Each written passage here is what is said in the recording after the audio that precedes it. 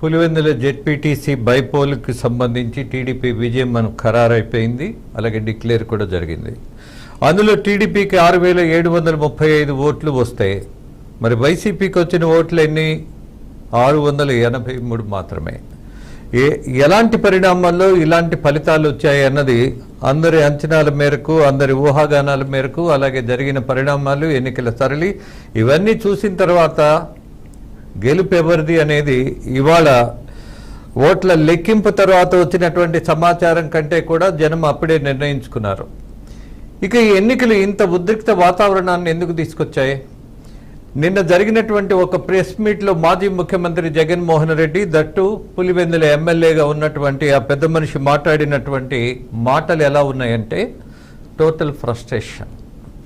రాజకీయాల్లో చిన్న పరిణామాన్ని కూడా తట్టుకోలేనటువంటి పరిస్థితి ఉంటే ఇలాంటి ఇబ్బందులే ఒక మానసికమైన రుగ్మతకి గురయ్యే అవకాశం ఉంటుంది. ఎంతటి వాళ్ళనైనా సరే వాడెవడు వీడెవడు అనేటటువంటి పరిస్థితి అది ఉన్మాదంగా కూడా భావిస్తారు. సమ్ టైమ్స్ ఇలా ఏదైనా ఒక అసంతృప్తి ఉంటే there is a way to express your unrest or whatever you feel. But ఇక్కడ కనపడింది రాజకీయంలో ఎవరు పర్మనెంట్గా శత్రువులు ఉండరు, మిత్రులు ఉండరు. మరి అలాంటి మెచ్యూరిటీని మనం మనసులో పెట్టుకొని చేసేటటువంటి వ్యాఖ్యలు చేయాలి. పోనీ డిఐజీ కోయా ప్రవీణ్ ఈయనకేమైనా రాజకీయ ప్రత్యర్థ కాదే.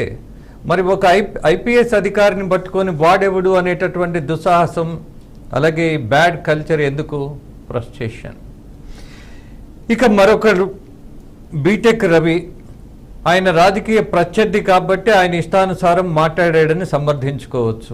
కానీ అది పద్ధత, అది సమంజసమా? రాజకీయాల్లో అసలు సంస్కారమే అక్కర్లేదు, బూతులే మన పరిస్థితి అన్నది నిరూపించినటువంటి, ఈయనతో నడిచినటువంటి వాళ్ళు, అలాగే అనేకమైన పరువు తీసి అనేకమైనటువంటి సమస్యలు సృష్టించిన వాళ్ళు కూడా ఈయనతోనే ఉన్నారు. ఇప్పుడు అర్థమవుతోంది పూర్తిగా అసలు వీళ్ళని ఇలా మాట్లాడించింది జగన్మోహన్ రెడ్డి అన్నటువంటిది ఒక స్పష్టత వచ్చేసింది. ఆఫ్టర్ ఆల్ జెడ్పీటీసీ ఎన్నికలలో 2 సీట్లలో కొంచెం పరిణామం రాగానే, కొద్దిగా వ్యతిరేక ఫలితం చూడగానే ఎందుకు ఇలాంటి పరిస్థితి రాజకీయాల్లో ఉంటే, కొంత సహనం పెంచుకోకపోతే మళ్ళీ రాజకీయాల్లో మనుగడ సాగించేటటువంటి అవకాశం ఉంటుందా? ఉండదు. మరి ఎందుకు? అలాగే రాహుల్ గాంధీ, మాణిక్యం ఠాకూర్, చంద్రబాబుపై అనుచిత వ్యాఖ్యలు ఏ సందర్భంగా? ఈ దేశానికి ఏదైనా ప్రమాదం వస్తే అలాంటి నాయకుల గురించి, వాళ్ళు ఏదైనా దురాగతం చేస్తేనో, ఆధిపత్యంతో అడ్డదిడ్డంగా ప్రవర్తిస్తేనో, చట్టబద్ధత కానటువంటి విషయాలను వాళ్ళు ప్రోత్సహిస్తేనో మాట్లాడారేమో అనుకోవచ్చు. కానీ జరిగినటువంటి సంఘటన ఏంటి? కేవలం జెడ్పీటీసీ ఉప ఎన్నికలలో వాళ్ళ పార్టీకి సంబంధించిన వాళ్ళు 2 ఓడిపోయారు. ఒకరు ఓడిపోబోతున్నారు, ఒకరు ఆల్రెడీ ఓడిపోయారు. దీనికి ఇంత అసహనం ఎందుకు? కానీ నిన్ననే వచ్చేసింది ఆయనకు అసహనం.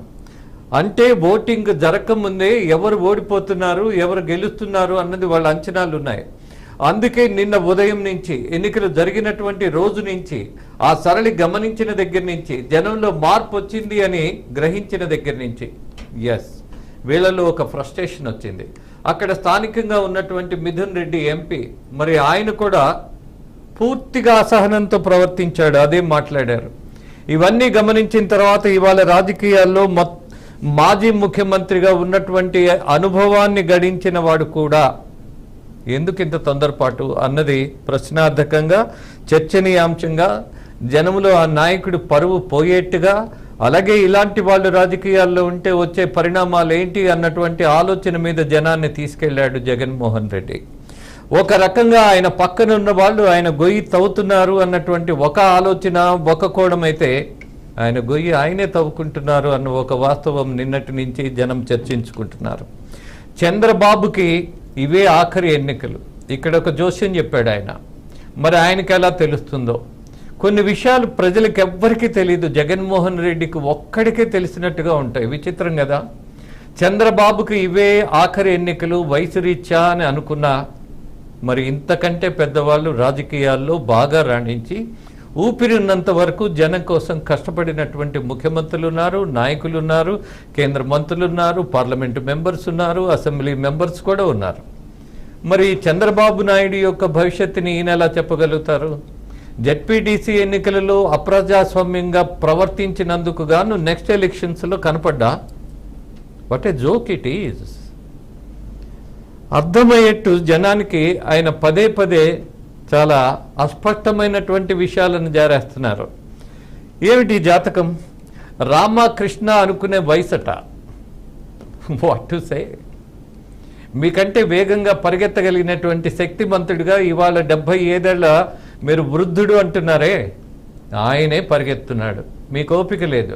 మీరు ఒక 10 కిలోమీటర్లు వెళ్ళాలంటే మీకు హెలికాప్టర్ కావాలి మిస్టర్ జగన్మోహన్ రెడ్డి.